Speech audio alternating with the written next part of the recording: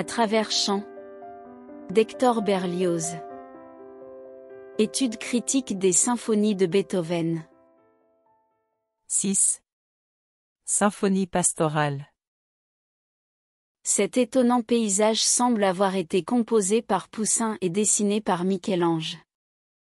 L'auteur de Fidelio et de la symphonie héroïque veut peindre le calme de la campagne, les douces mœurs des bergers.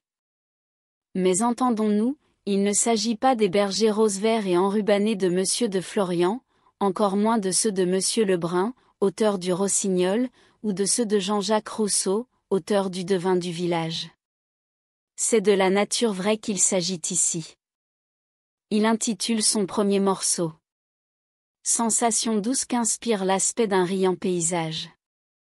Les pâtres commencent à circuler dans les champs, avec leur allure nonchalante, leur pipeau qu'on entend au loin et tout près, de ravissantes phrases vous caressent délicieusement comme la brise parfumée du matin.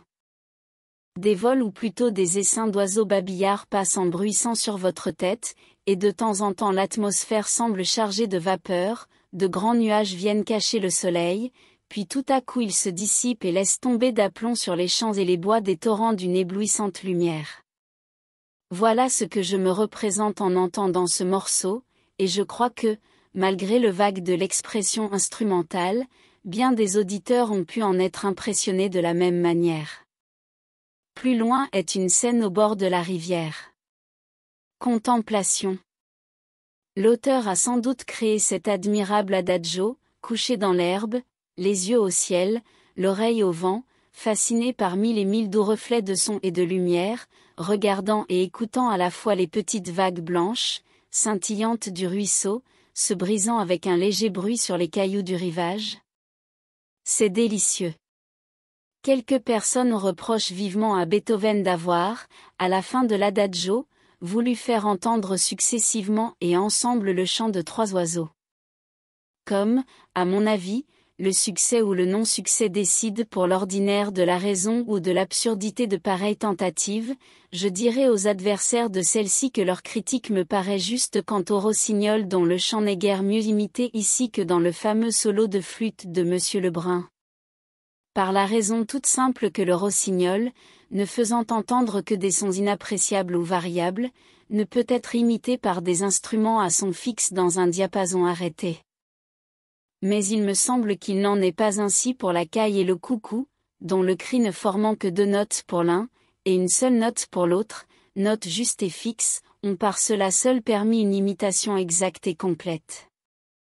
À présent, si l'on reproche aux musiciens, comme une puérilité, d'avoir fait entendre exactement le chant des oiseaux, dans une scène où toutes les voix calmes du ciel, de la terre et des eaux doivent naturellement trouver place, je répondrai que la même objection peut lui être adressée. Quand, dans un orage, il imite aussi exactement les vents, les éclats de la foudre, le mugissement des troupeaux. Et Dieu sait cependant s'il est jamais entré dans la tête d'un critique de blâmer l'orage de la symphonie pastorale. Continuons. Le poète nous amène à présent au milieu d'une réunion joyeuse de paysans. On danse, on rit, avec modération d'abord, la musette fait entendre un gai refrain, accompagné d'un basson qui ne sait faire que deux notes. Beethoven a sans doute voulu caractériser par là, quelques bons vieux paysans allemands, montés sur un tonneau, armés d'un mauvais instrument délabré, dont ils tirent à peine les deux sons principaux du ton de fa, la dominante, et la tonique. Chaque fois que le hautbois entonne son chant de musette naïf et gai comme une jeune fille endimanchée, le vieux basson vient souffler ses deux notes. La phrase mélodique module-t-elle, le basson se tait, compte ses pauses tranquillement, jusqu'à ce que la rentrée dans le ton primitif lui permette de replacer son imperturbable fa, ut, fa.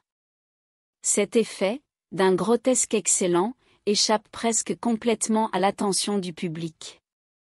La danse s'anime, devient folle, bruyante. Le rythme change, un air grossier à deux temps annonce l'arrivée des montagnards aux lourds sabots, le premier morceau à trois temps recommence plus animé que jamais, tout se mêle, s'entraîne, les cheveux des femmes commencent à voler sur leurs épaules, les montagnards ont apporté leur joie bruyante et avinée.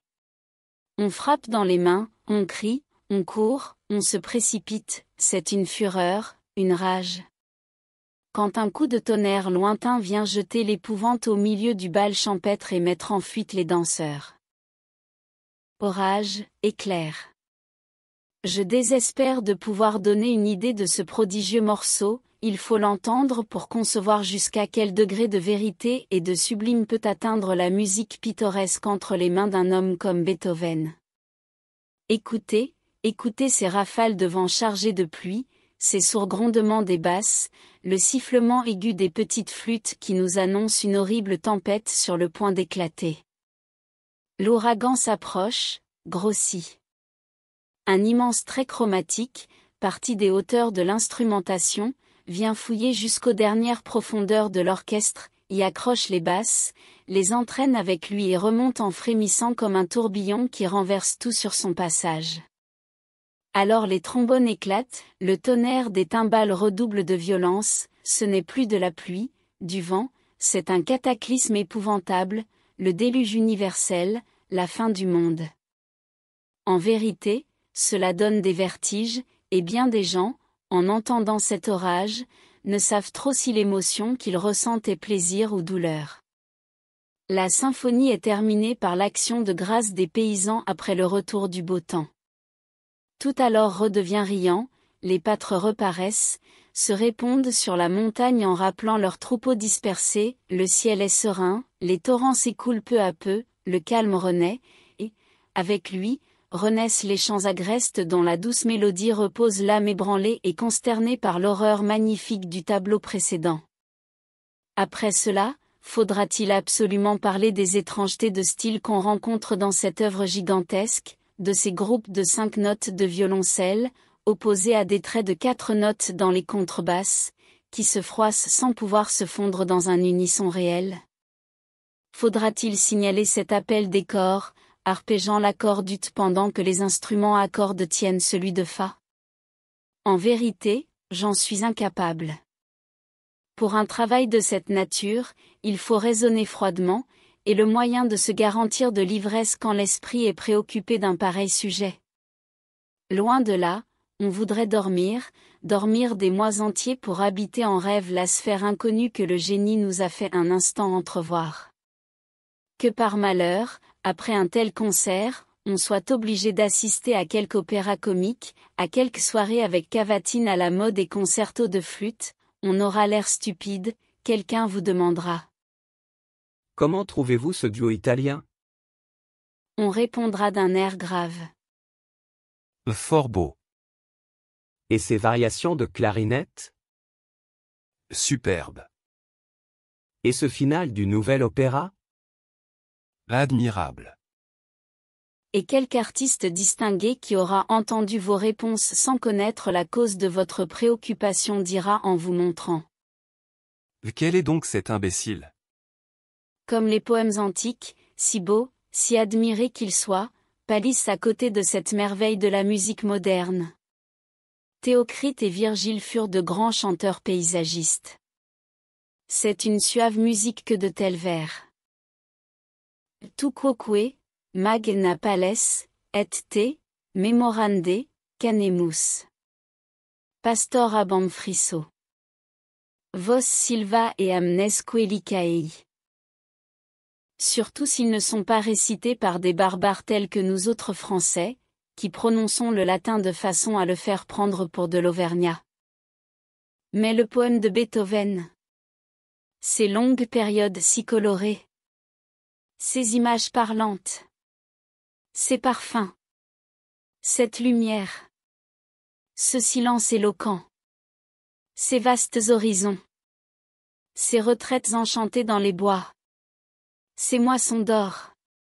Ces nuées roses, taches errantes du ciel. Cette plaine immense sommeillant sous les rayons de midi. L'homme est absent. La nature seule se dévoile et s'admire. Et ce repos profond de tout ce qui vit. Et cette vie délicieuse de tout ce qui repose. Le ruisseau enfant qui court en gazouillant vers le fleuve. Le fleuve père des eaux, qui, dans un majestueux silence, descend vers la grande mer. Puis l'homme intervient, l'homme des champs, robuste, religieux, ses joyeux ébats interrompus par l'orage, ses terreurs, son hymne de reconnaissance. Voilez-vous la face, pauvres grands poètes anciens, pauvres immortels, votre langage conventionnel, si pur, si harmonieux, ne saurait lutter contre l'art des sons. Vous êtes de glorieux vaincus, mais des vaincus.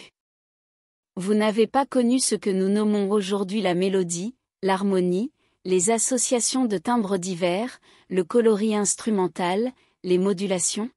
Les savants conflits de sons ennemis qui se combattent d'abord pour s'embrasser ensuite, nos surprises de l'oreille, nos accents étranges qui font retentir les profondeurs de l'âme les plus inexplorées.